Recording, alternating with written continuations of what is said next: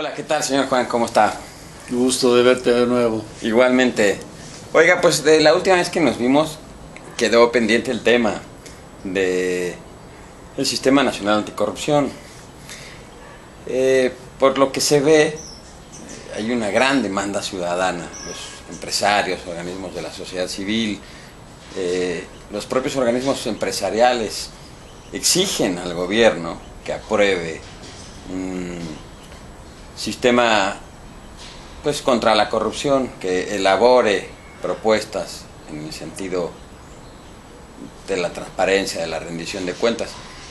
El otro día también salió un artículo muy interesante de una organización internacional, Transparencia Internacional, donde decía que el régimen priista, por lo que se puede definir, es por la gran corrupción y su hermana la impunidad, ¿no? Era lo que decía. Entonces usted, entiendo que ha estado muy interesado, muy propositivo en el tema de lo que debe ser una propuesta contra la corrupción y lo que se debe estar pensando con un sistema nacional anticorrupción. Así que un poco pues la idea es comentar su propuesta, algunos pros y contras que le podamos encontrar y pues dejar abierto el debate, ¿no? Porque es finalmente todas las propuestas son susceptibles de mejora, claro. Todas las propuestas son susceptibles de crítica. Claro, definitivamente. Yo creo que en ese sentido lo primero que tenemos que acabar de pensar los mexicanos es, ya no podemos seguir con una idea de un Estado fuerte, entendido como un presidente tlatoani, un caudillo, una estructura piramidal. No, ya no. Ya tenemos que empezar a pensar con estructuras planas. Somos 126 millones de mexicanos. Nada más uno, que es el presidente, va a pensar. O los 500 diputados, o los 128 senadores, no. No, yo creo que ya los 126 millones, no importa el nivel de estudios que tengan, todos pueden pensar. Y si todos aportan, avanzamos más. Pero nos tenemos que quitar la idea de una autoridad, un hombre fuerte, un presidente fuerte. Eso es una cosa que nos tenemos que quitar, porque mientras no cambiemos los mexicanos esa mentalidad, pero difícilmente. En una de nuestras conversaciones anteriores que hemos tenido, habíamos tocado la idea de que el sistema político en general es un sistema hecho para sí mismo, y que no hay, digamos, una distribución hacia abajo de la pirámide, ¿no? Por decirlo así, una idea clásica de que pues, arriba los que mandan, abajo el pueblo llano. Sin pensar. Y que, pues, en general, la clase política actúa en base a sus propios intereses. En la historia de México conocemos el término familia revolucionaria. Todo se puede repartir dentro de la familia. Y ahora, pues, la familia revolucionaria son los partidos, porque finalmente todos los partidos, nos guste o no nos guste, pues su origen es el PRI, ¿no? Correcto. Entonces, pero no, el PAN no. El PAN sí, porque el fundador del PAN pues fue subsecretario de Álvaro Obregón y estuvo ahí involucrado, cierto, ¿no? Pero bueno, mire, al final, ahora pues también los panistas han estudiado en las mismas escuelas que, por ejemplo, los priistas, ¿no? O sea, sí, todos tienden a ir al ITAM. Entonces ya ahí no hay mucha diferencia entre unos y otros, pero 3 gobernadores panistas eran priistas hace poco. Exactamente, ¿no? Entonces, bueno, la idea es, vas a elaborar un sistema que te va a acotar tus propios privilegios. ¿Tú lo vas a hacer? No, ese es el problema. Y por eso, rápidamente las leyes, como habíamos dicho, se hacen a modo. Ya lo habíamos en la otra plática, lo tocamos. Esas leyes a modo son para que el Estado se perpetúe. Las personas van cambiando, pero los partidos permanecen. Sí, del 29 a la fecha, pasamos de un partido, un gobierno de un solo partido, y ahora tenemos una partidocracia pavorosa. Pero si no cambiamos las reglas del juego, o sea, las leyes, los partidos van a tender a lo mismo, pues ¿por qué no? Sí. Pero y está la otra parte también que comentábamos. México tiene leyes. Sí, pero son todas hechas a modo. Pero no se cumplen. No. Están en el cajón. Y es lo mismo que el Sistema Nacional Anticorrupción y todo lo que es transparencia. Es lo mismo. La rasurada, como le dijeron. Pues sí, todas las leyes las aprueban, pero rasuradas. Es el hecho de tener aparentemente leyes, pero leyes que no se cumplen. Leyes que yo, Estado, Poder Ejecutivo, Legislativo, Judicial, Federal, Estatal o Municipal, pues decido discrecionalmente si la aplico y cuándo la aplico. No.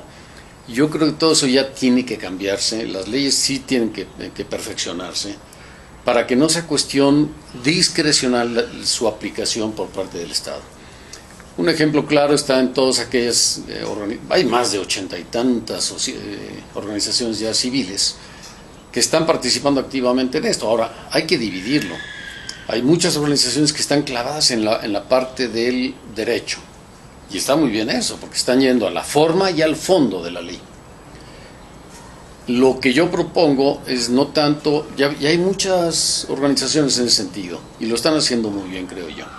También hay muchas organizaciones ya internacionales, que al Estado no le gusta, bueno, al Estado no, al gobierno y no le gustan las organizaciones internacionales, ¿no? O sea, no, en términos generales, que una persona jurídica no nacional emita juicios de valor o juicios científicos sobre su actuación, al gobierno parece que no le gusta. Es que violan, según ellos, nuestra sacrosanta soberanía. Obviamente está mal utilizado, no es que lo malentiendan, lo mal usan, pensando que los ciudadanos somos ignorantes. Pero volvemos a lo mismo. Todo es cuestión de información. Dejemos que todas las organizaciones que están metidas ahorita estén viendo toda la parte jurídica, la parte procedimental del derecho. Muy bien. Hay una parte que están dejando fuera, que es la de la información. Para que evitemos la corrupción y la impunidad y que las leyes puedan funcionar para frenar todo eso, forzosamente tiene que haber una cosa: información. Si no hay información, imposible aplicar la ley. Pero el debate sobre la información es también, pues, la información existe. El problema es que el gobierno muchas veces, ¿no? El caso paradigmático del sexenio, la Casa Blanca, es información reservada, fue catalogada como información reservada, hizo falta un equipo de investigación que atara los hilos, ¿no?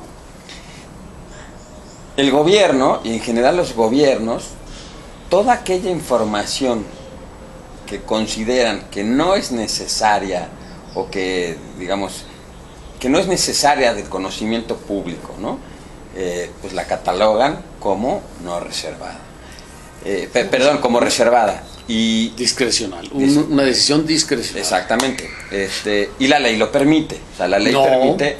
Sí, porque la ley te clasifica los distintos tipos de información. Esta es información pública, esta es información reservada y esta es información, pues ahora sí que no apta para conocimiento público, ¿no? En parte sí y en parte no. En parte sí, explícitamente la ley dice que está reservado y que no puede estar reservado. Exactamente, sí, la ley también. Pero por otro lado, la ley, como está hecha a modo, pues los funcionarios, vamos a llamarles así, deciden a su criterio qué pueden y qué no pueden hacer. Ahora, hay tantos huecos en la ley como los fideicomisos famosos. Bueno, no toda la vida no, pero digamos, hace unos 25 años para acá, los fideicomisos, bueno, es el uso predilecto de los políticos. No, claro, pero es que ahí viene el tema. O sea, el fideicomiso tiene información personal, por ejemplo, pues mía, o de usted, o de Pepito Pérez.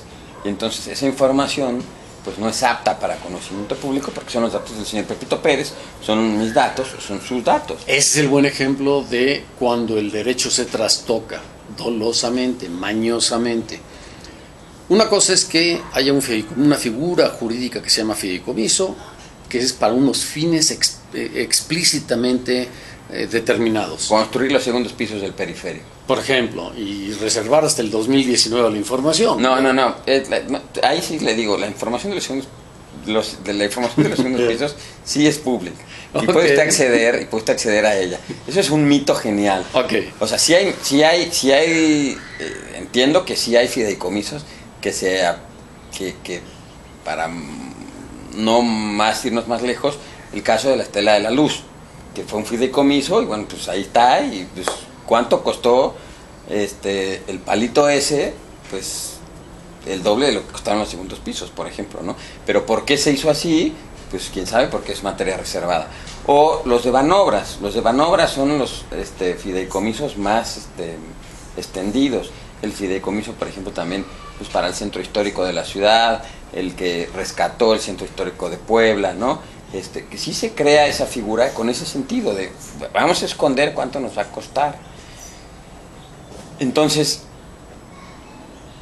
¿qué debemos hacer? O sea, por una parte, la ley está viciada, tiene huecos, como usted dice, y somos muy buenos para buscarle los huecos a la ley. O para hacerla, o para redactar la ley y que nazca muerta, como un cascarón vacío, como una... Entonces, ¿qué es lo que se debe hacer? ¿Qué clase de información tenemos que estar buscando para que el gobierno también pues esté acotado? Porque finalmente el sentido de la transparencia es devolverle el poder a quien la Constitución marca, que es el pueblo. O sea, la soberanía radica en el pueblo. Y el pueblo puede quitar y poner al gobierno cuando se le antoja. Eso dice la Constitución. Pero también el constituyente, pues también es mañoso y no te dice cómo, ¿no? O sea, cómo el pueblo puede quitar al gobierno. Entonces... Y ese es el punto en las leyes. La definición, vamos a llamarle criterios. En materia jurídica no se llaman criterios per se. Pero si no definimos criterios para un concepto general, la Constitución son conceptos generales. Y conforme vamos bajando en el nivel de ley, a una ley federal, a un código, un reglamento, hasta la miscelánea, pues todo eso es para ir especificando y ir haciendo operativa una ley, aplicable en la vida diaria. Pero todo ese rejuego de 7 niveles de ley, de una ley mayor a una ley menor, es donde el legislador constantemente, no importa de qué partido, no importa de qué administración, de qué año, constantemente cambian en un nivel pero no cambian en el otro. ¿No lo sabían? No, yo creo que sí lo saben, pero lo hacen porque la ley en México es para dar la apariencia de que somos una democracia, dar la apariencia de que nos regimos por leyes. ¿Qué pasa? Ese jueguito pues le conviene tanto a los políticos como a los privados que se corrompan con los políticos. El problema de la corrupción, ¿dónde viene? Tenemos un presupuesto, digamos, de 5.6 millones de pesos. Esos 5.6 millones de pesos manejados con discrecionalidad y en la opacidad, bueno, pues yo creo que cualquier empresa le gustaría tener una tesorería de esa magnitud, ¿cierto? Yo por eso hubo un artículo muy extenso que escribí que se llamó México SADCB, sociedad anónima, pero es nada más de los que de la familia revolucionaria. Así es, y de capital variable, porque pues ahí se van repartiendo el capital como les convenga. Pero ¿qué pasa si nos vamos exclusivamente al presupuesto de ingresos de la Federación y al presupuesto de egresos de la Federación cada año? Y toda esa información, el principio jurídico de las contribuciones que le llamaban antes o impuestos que le llaman ahora, la propiedad nunca deja de ser del contribuyente. Jurídicamente el contribuyente sigue siendo el dueño de esos recursos, no el administrador público. A él nada más se le confía el buen uso. Bien, si partimos de ese principio, ¿qué es lo que tenemos que hacer? Muy fácil. Hay una ley que dice, así se forma el presupuesto de ingresos, y así se forma otra ley que dice, así se forma el presupuesto de egresos. Perfecto. Vámonos a ver esas leyes en particular. Ya no nos vayamos a crear nuevas estructuras burocráticas. No.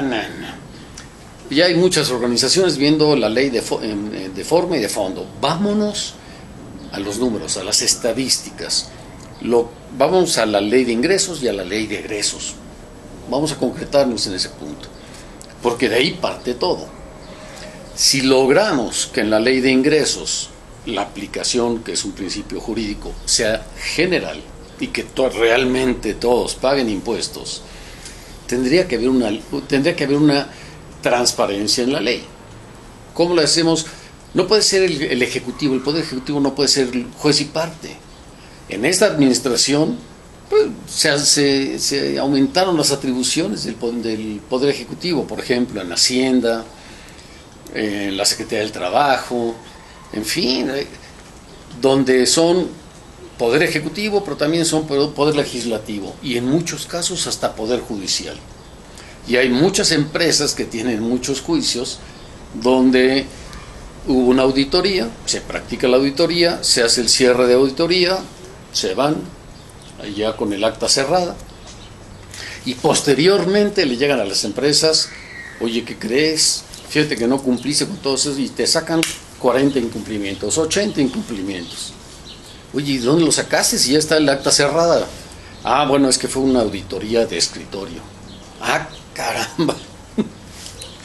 Ah, es que yo tengo facultades extraordinarias. Todo eso es lo que tenemos que empezar a acabar. Cuando realmente haya división de los poderes y no se estén, como en este sexenio, asignando facultades extraordinarias al Poder Ejecutivo, concentrando nuevamente la dictadura, si no, nunca vamos a avanzar.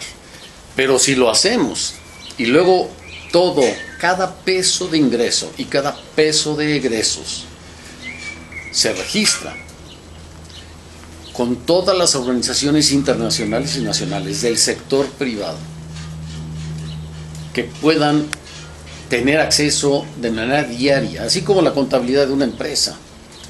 El Estado lo tiene en tiempo real, porque es a través de sistemas de cómputo, y lo tienen a través del Internet en tiempo real la Secretaría de Hacienda.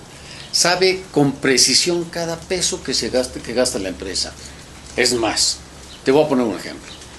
Si te gastas 2,000 pesos, te gastas 4,000 pesos en efectivo y te dan factura legal, no es deducible y Hacienda te lo detecta así porque sabe, a ver, ese gasto no fue con un cheque y como ya no se pueden hacer cheques nominativos arriba de 2,000 pesos, pagos en efectivo de 2,000 pesos tampoco, entonces aunque la factura sea legal y cumpla con todos los requisitos fiscales, no es deducible y Hacienda lo nota así e inmediatamente, casi en tiempo real, le anuncia al contribuyente, este gasto no es deducible. Esa capacidad de control, de supervisión, de seguimiento, no la podemos exigir nosotros al Estado.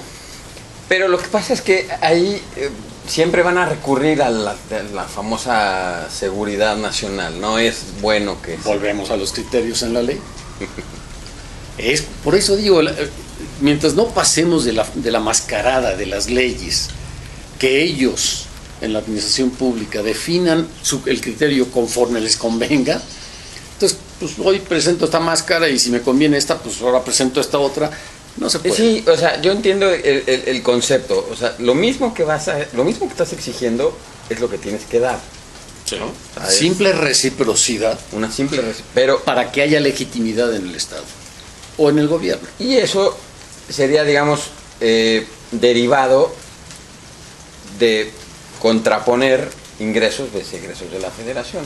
Pero hay una parte, porque usted se fija... La publicación de la información. Claro, pero usted se fija, y usted lo debe saber muy bien, el Ejecutivo manda la propuesta de ley de ingresos de la Federación, ¿sí?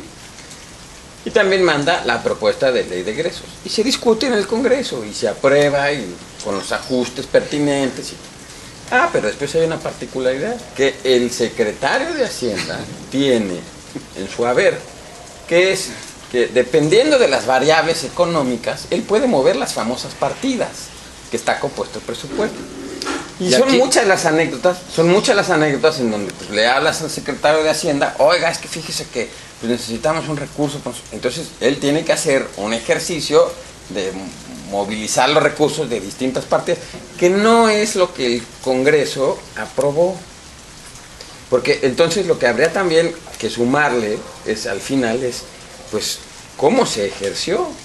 Exacto. O sea, por una parte es lo que te estoy aprobando, tanto de ingresos como de egresos, porque yo te estoy diciendo en qué te lo tienes que gastar.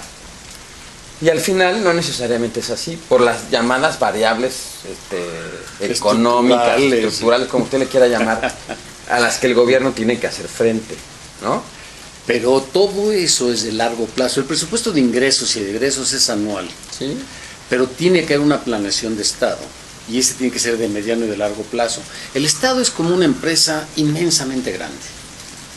No pueden estar manejando el presupuesto de egresos casuísticamente, políticamente, con un cálculo político de votos cada año.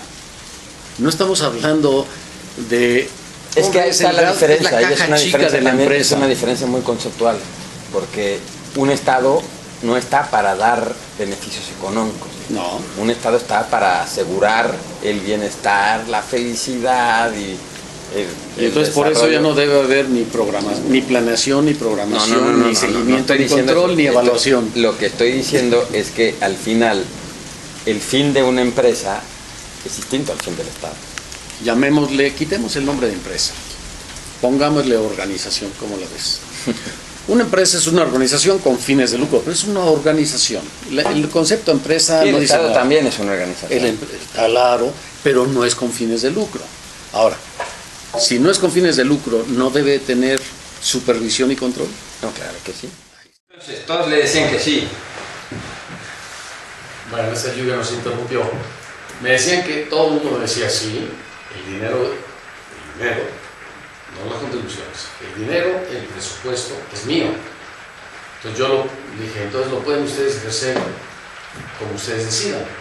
Sí, por supuesto, para eso me están nombrando. Esa es la parte primitiva, ignorante de quienes se van a la administración pública, no quiero decir mañosa, dolosa y corrupta. A ver, pero vamos a suponer, es muy difícil que un presidente municipal o un gobernador esté preguntándole cada mes a las empresas o a los ciudadanos en qué se va a gastar el dinero. Sería una especie como de votación en la búlgara y sería eso ingobernable. El principio de representatividad finalmente es lo que permite que el gobierno se mueva lentamente como un paquidermo grandote, pero pues se mueve. El punto es que lo que los ciudadanos no tienen, o sea, yo no veo mal que ellos decidan hasta cierto punto el destino de los recursos, porque para eso fueron electos. Pero dentro de lo que sí veo mal, sí, dentro de unos parámetros determinados, pero lo que sí veo mal es que, pues el caso, por ejemplo, particular de algunos gobernadores que ahorita están por salir, ¿no? Deciden pasar la nómina al banco que fundó su mujer, ¿no? Y entonces, pues, oye, pues no. Y nadie se enteró de la información justamente reservada y reservada hasta 2050 para que no haya ningún problema. Eso está mal. Claro. Entonces, sí debe haber control de parte de la sociedad para los recursos que la propia sociedad aporta. Porque también es cierto que pues, a la sociedad le cuesta un montón pues, pagar sus impuestos, ¿no? Aunque pues también es cierto que vivimos en un país en el que nos encanta hacer como que hacemos y pues, hacer como que pagamos los impuestos y pues que el negocio de la compra, venta, de facturas, y todo ese tema que pues, por ahí anda. Entonces, sí es cierto, hace falta información. Y sí también es hasta cierto punto lógico que si tú me exiges a mi ciudadano una contabilidad en tiempo real estricta, que no puedes estar modificando los nombres de las cuentas, no puedes estar modificando el cargo y el abono a mi antojo, no, está todo perfecto, son criterios contables perfectamente bien definidos y que Hacienda te los hace aplicar a pie juntillo. si los criterios están perfectamente bien definidos para una contabilidad de una empresa, y en función de eso está la determinación final al cierre del mes de la utilidad sobre la cual se va a aplicar la tasa impositiva, ¿por qué no podemos exigirle al gobierno, no al Estado, al gobierno, por qué no podemos exigirle lo mismo? Como decíamos, la propiedad de las contribuciones permanece en el contribuyente, no en el administrador público. El administrador público tiene la responsabilidad de ejercerlos de acuerdo a una serie de programas. Ahora, ahí está el problema. Tenemos una rotación frecuente, vamos a llamarlo, de administradores públicos. Diputados, presidentes municipales cada 3 años. Federación cada 6 años. Gobernaturas cada 6 años. Eso va a cambiar porque ya se aprobó la reelección. Está bien, pero la representatividad está ahorita dolosamente, o tal vez ni siquiera dolosamente, simplemente nos acostumbramos a que entran y salen burócratas, los nuevos multimillonarios cada trienio, cada sexenio, y ellos aplican su criterio. Sí, pero está bien, la gente va a entrar y salir, pero el Estado es una organización, y como organización tiene que tener una planeación igual que una organización. Pero entonces lo que hace falta, por ejemplo, fíjese, por ejemplo, es un país muy digno de observarse para lo que puede decir. El caso italiano. Italia tiene elecciones cada poquito tiempo, y cada año y medio, por llamarlo de alguna forma, por decir un número, porque no es así, cambia el gobierno. Históricamente siempre ha habido gobiernos, si usted quiere, volátiles, ¿no? En poco tiempo de asumir, pues tienen que cambiar. Sin embargo, la economía italiana es una de las más poderosas del mundo y avanza. Entonces, la relación, por ejemplo, entre los múltiples planes del partido perenganito con el partido sultanito, o sea, pues es muy difícil de cumplir un plan con un gobierno que pues, va a durar un año y al año siguiente va a entrar otro. Lo que sucede en el caso italiano es que el Estado, es decir, la gente que está detrás de los tomadores de decisión, ¿no? En este caso los diputados, los presidentes municipales, los gobernadores, el propio presidente, en el caso italiano, el primer ministro, son los que llevan el peso real del Estado. Entonces, para lo que usted está proponiendo, uno de los principales puntos tendría que ser fortalecer el servicio civil de carrera, que no haya tanta movilidad. Si vas a cambiar los diputados cada determinado tiempo, bueno, pues entonces los miembros del Congreso pues son los encargados de asesorar, llevar, porque pues, el Congreso no nada más está compuesto por los 500 diputados, hay mucha gente ahí que elabora, soporta a la labor de hacer una ley. Entonces, ese tipo de personas no deberían cambiar cada 3 años, deberían estar ahí, pues, digamos, un periodo largo de tiempo, incluso también en las secretarías de Estado, ¿no? Correcto. Entonces, un factor fundamental ahí es el servicio civil de carrera. Sí.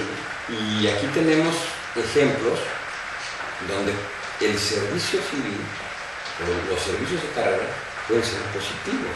El caso, por ejemplo, del servicio del exterior. Durante muchísimo tiempo, la gente que trabajaba en la Secretaría de Relaciones Exteriores, pues logró que México fuese un país, si usted quiere, llamados no alineados, pero que tuviese un gran prestigio internacional, firmas de tratados de no proliferación de armas, gente exiliada que venía a México a vivir, que le aportó cosas al país, etc. Entonces, bueno, sí tienes un ejemplo ahí de que el servicio civil de carrera sí funciona, ¿no? Eso sería uno. Y la otra que yo le veo a la propuesta que usted maneja es los estereotipos en base a la información. Porque la información siempre, esta información así, o esta información en realidad no es de utilidad pública porque viene de nueva cuenta, ¿no? Vienen los datos de la familia, y entonces tiene un poco que ver con la cultura de la información que tenemos los mexicanos. Sí. Porque, en el caso del gobernador, no vamos a decir el nombre, pero todo el mundo sabe quién es, que creó su banco con su mujer, ¿no? Para afortunadamente a la salida, pues Sí, la cultura fue lo que te lleva a reservar esa información, esa información que es de carácter público, porque no tiene ninguna utilidad pública, y al funcionario que le vamos a pagar su sueldo no le importa quién es. Pero déjame corregirte, yo no le llamaría cultura, yo le llamaría, porque cultura vamos a definirla, ahí empieza todo el problema del mexicano. Tenemos que empezar por definir lo que antes le estamos llamando criterios, tenemos que definir con precisión cada cosa. Y esas definiciones no pueden estar cambiando cuando la persona física sale del puesto o de la responsabilidad. Ya tenemos que cambiarnos de autoridad a responsabilidad. Debemos de obligar a los así como en la administración privada, en la pública también, olvídate de autoridad, eso no sirve de nada. No, responsabilidad. ¿Cuáles son tus responsabilidades? Y definamos los criterios para medir si está cumpliendo o no con esas responsabilidades. Mientras hablemos de autoridad, pues no vamos a tener responsabilidades, nadie se va a enfocar a las responsabilidades. Si no nos vamos a enfocar a las responsabilidades, no podemos definir los criterios para su programación, seguimiento, control y evaluación. Si ya definimos todos los criterios, la información que se genere, estadísticamente hablando, así como la contabilidad de una empresa, también la del Estado, bueno, pues ya hay muchas organizaciones sociales, civiles, que demuestran que ya no somos una sociedad de pantaloncitos cortos. La sociedad mexicana es una sociedad madura. Ya no podemos estar con que le voy a aumentar el impuesto a los refrescos para que no seas gordo. Oye, espérame, yo decido si tomo azúcar o no. Si me la quitas en el refresco, pues simplemente compro 1 kilo de azúcar y se lo echo yo. Ese tipo de pretendidos paternalismos del Estado son una tontería. La sociedad en su conjunto debe de organizarse ya de una forma diferente. Ya no el tlatoani que controla los 3 poderes en una dictadura aparentemente democrática, sino que ya la sociedad ya tiene organizaciones, instituciones que ya tienen la capacidad, y muchas veces mayor a la del Estado, para analizar, evaluar y sugerir por dónde jalar. Ya no podemos estar pensando, como me pasaba a mí, cambiaron al secretario de Hacienda y con el secretario de Hacienda todos los que estaban con él van para afuera. Oye, la carrera civil. Con Miguel de la Madrid empujamos muy duro eso, el servicio civil de carrera. Se empujó muy fuertemente y empezó una insípida legislación allá. Eso de legislación, ni siquiera llegaba a legislación. Eran ciertos acuerdos ahí en el Poder Ejecutivo. Pero cuando se dé un servicio civil de carrera, todos los votos de elección popular pueden entrar y salir, eso no tiene problema. Pero la estructura, la organización de la administración pública permanece. Si esa estructura, esa organización de la administración pública permanece con reglas perfectamente bien definidas que no tienen nada que ver con la idiosincrasia de los partidos, y se tienen programas, igual que en una organización privada, de corto, mediano y largo plazo, definidas sin fin de lucro, estoy de acuerdo, pero tiene que haber una planeación, tiene que haber una programación, y tiene que haber un seguimiento y un control, y no se puede tener todo eso si no hay la información para ello. Por lo tanto, si del presupuesto de ingresos y del presupuesto de egresos de la Federación, estados, municipios, por las participaciones, podemos tener el desglose preciso a qué se dijo que se iba a destinar, el comprobante que se destinó para eso, igual que una empresa privada, idéntico, ¿por qué no? Teniendo esa información y esas series históricas de datos, se pueden evaluar el 80% del presupuesto de egresos, que son programas asistencialistas. ¿Cuántos no funcionan? El mismo secretario de Estado dijo, bueno, pues sí, todo tímidamente en un banco, un gran banco aquí en el país, que es un banco extranjero, claro está, junto al secretario de Hacienda, junto al gobernador del Banco de México, y bueno, les dijeron prepárense porque viene el ajuste. Viene el ajuste.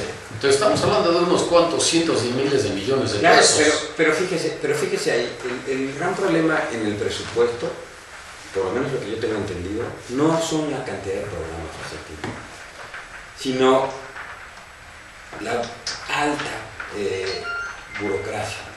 Somos un país que vive, pues, o sea, producimos pocas cosas, es la verdad, comparación con todo el mundo. Y lo que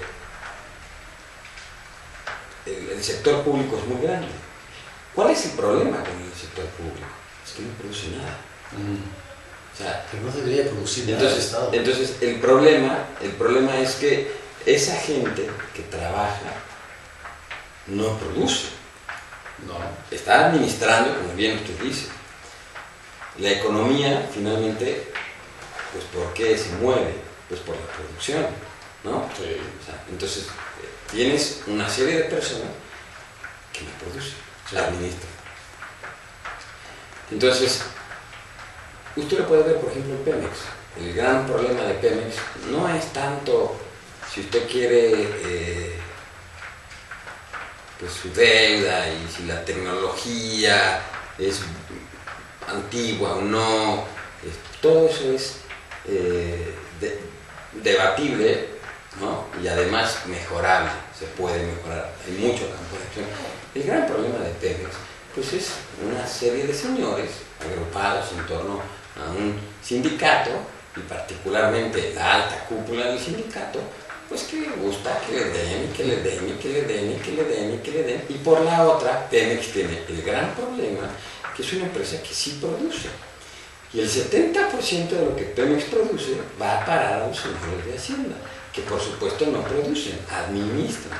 ¿Qué empresa puede vivir cuando le quitas el 70% de su ganancia, o bueno, de su venta? Por otra parte, tienes una serie de empleados, como el señor Romero de Champs, dame tú. Pues maestro, pues por eso está Pemex como está, con esos dos factores. Lo demás se puede mejorar, lo demás es debatible, lo demás se puede perfeccionar y la compañía podría salir adelante. Con esos dos factores, cualquier empresa, cualquier organización, como usted la guste llamar, no avanza. Bueno, tomando Pemex como metáfora, podemos decir exactamente lo mismo de otras partes del gobierno. Okay. Antes de que sigas avanzando, porque estás abarcando muchos temas. Sí. Primero, la burocracia y los programas asistencialistas. Cuando yo estaba en la universidad, hice un estudio, que por cierto fue interdisciplinario, junté de administración, de contabilidad, de economía, y el resultado final, te estoy hablando de hace 4 décadas o más, pero el resultado final fue que de cada 100 pesos en cada uno de los programas asistencialistas, 97 centavos, nada más, llegaban al destinatario. Todo lo demás se iba quedando en la burocracia. ¿Sí? Sueldos y salarios o robo descarado, como quieran llamarle. Pero esos programas asistencialistas deben de programarse de tal forma que lleguen a donde deben de llegar, pero no pueden quedarse en la burocracia. Sí, ahora está todo el debate, por ejemplo, de las transferencias directas, ¿no? Que te dan tu tarjeta con eso. Pero, de nuevo cuentas, el problema yo creo es la alta burocracia, o sea, la gran cantidad de gente que trabaja en el gobierno. Es correcto.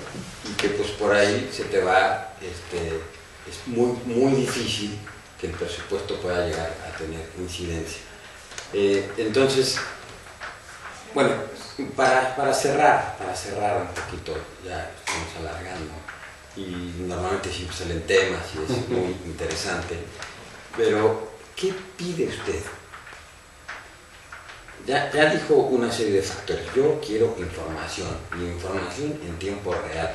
Que lo que me exijan, me lo den. Sí, también. O sea, si me vas a exigir, pues también dame, ¿no? Usted no es la madre de Teresa, por supuesto. Entonces, ¿qué factor le pide ahora a las personas que están inmersas en la discusión sobre el Sistema Nacional Anticorrupción que no haya mencionado? ¿Qué otro factor está por ahí que para usted es crítico y que debe estar puesto en la estructura y en el cuerpo jurídico, digamos, los demás elementos que conformarían el sistema? Es una pregunta con una respuesta muy larga, de muchos factores o muchas variables de control. Pero todas parten de lo mismo. Perdón que regrese a lo mismo, no le estoy dando vuelta a tu pregunta, pero sin información las leyes no funcionan. Sin información no podemos medir. Si no tenemos información no podemos medir. Si no podemos medir no podemos controlar. Y lo que no se mide no existe. No existe. Entonces, la administración pública, para no tocar todos los aspectos jurídicos que ya están muchas organizaciones ahí metidas, pero la administración pública tiene que dejar de ser un ente obeso. La administración pública no puede ser el ente que contrate y contrate y contrate para que el porcentaje de desempleo baje. Eso no puede ser. La administración pública es un ente administrativo netamente. Tiene que estar sistematizado al máximo y por lo tanto tienen que generar, si es que aceptan, que cosa que dudo que lo acepten, pero tienen que aceptar que la fuerza política no debe de estar en yo te doy el sueldo, si no votas por mí vas a perder tu sueldo. Yo te doy el programa asistencial y si no te lo doy, si no votas por mí lo vas a perder. Todo eso se tiene que terminar. Tenemos que lograr que la administración pública sea un ente administrativo 100%. Tenemos que lograr que la administración pública se maneje 100% por sistemas como lo es la organización privada. Ahora, eso va a generar un desempleo brutal, porque el Estado tiene cualquier cantidad de personas que realmente no hacen nada. No voy a mencionar el nombre del secretario y del subsecretario, pero cuando me dijeron hace muchos años, sistematiza la subsecretaría de ingresos, y de ahí empezó todo lo que ahora es el SAT. Al sistematizar, ¿qué fue lo que hice? Juntar un grupo de economistas, un grupo de abogados, y decir, a ver señores, contadores, a ver señores, la ley es esta, buena o mala, pero esta es la ley. Y tenemos un problema de corrupción grave. Estamos hablando de un cuarto de siglo, más o menos, poco más allá. Vamos a sistematizar con los rudimentarios sistemas de cómputo que había. Pero cuando metimos la ley en el sistema y los procedimientos no le permitían al burócrata discrecionalmente manejar a su interlocutor, que era el contribuyente, la corrupción cayó tremendamente. Hablemos de aduanas y recaudación, por ejemplo. Lo que se llamaba entonces la Dirección General de Aduanas, la Dirección General de Recaudación. Cuando se les quitó esa posibilidad, porque la ley estaba adecuadamente especificada, la corrupción bajó tremendamente, porque ya ligábamos de principio a fin todo el flujograma del proceso donde el particular con la administración pública interactuaba, pero ya todo sistematizado. Como nadie tiene control del flujo completo, si metíamos en el sistema los controles, pues ahí salía cuando no checaban los números, o cuando un procedimiento, la parte procedimental del derecho, no nada más la información contable, la parte o el dinero, la parte procedimental, se cortaba una parte del procedimiento y de repente brincaban a la otra, el sistema no lo permitía. Entonces, Claro que eso va en perjuicio, porque esa es la forma primitiva en la que tanto los políticos como el sector privado queremos seguir entendiendo la administración pública. No, pues tú contrata y tú eres el que tiene, tú jálate a todos los pelados y tú encárgate de engrosar la burocracia. No, no es cierto, señores. Es como Suiza, o los países nórdicos en general, Dinamarca, Suecia.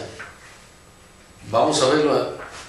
Es más, no me crean, que nos hagan el favor de escucharnos, que ellos mismos investiguen. Yo solo puedo ser un mentiroso, un tendencioso, pero quienes nos hagan el favor de escucharnos, que investiguen. Bueno, ¿cuántos burócratas tenemos en México? ¿Cuántos en relación a la población? ¿Cuánto ya o al Producto Interno Bruto? ¿Cuántos burócratas tienen los países nórdicos? ¿Para qué generación? Veamos la capacidad del Producto Interno Bruto per cápita, veamos la productividad en las diferentes formas con normas internacionales, veamos todos esos parámetros. Y vamos a ver que tenemos un Estado obeso y totalmente ineficiente. Pero mire, o sea, yo no veo problema en que, de nueva cuenta, o sea, no veo problema en que tengas un Estado obeso, siempre y cuando sea capaz de darle bienestar, desarrollo y felicidad a los habitantes. El punto es que aquí tienen ustedes un Estado que sí era inmenso, se ha ido reduciendo, sigue siendo muy, digamos, con una carga presupuestaria muy importante, y aún así tenemos 53 millones de pobres en el país. Claro. Entonces, quiere decir que no funciona el Estado obeso. O sea, no funciona. No funciona. No. Bueno, pues vamos a seguir estas charlas porque salen muchos temas y es difícil en 15, 20 minutos. Le agradezco, señor Juan. Al contrario, como siempre, todo un gusto.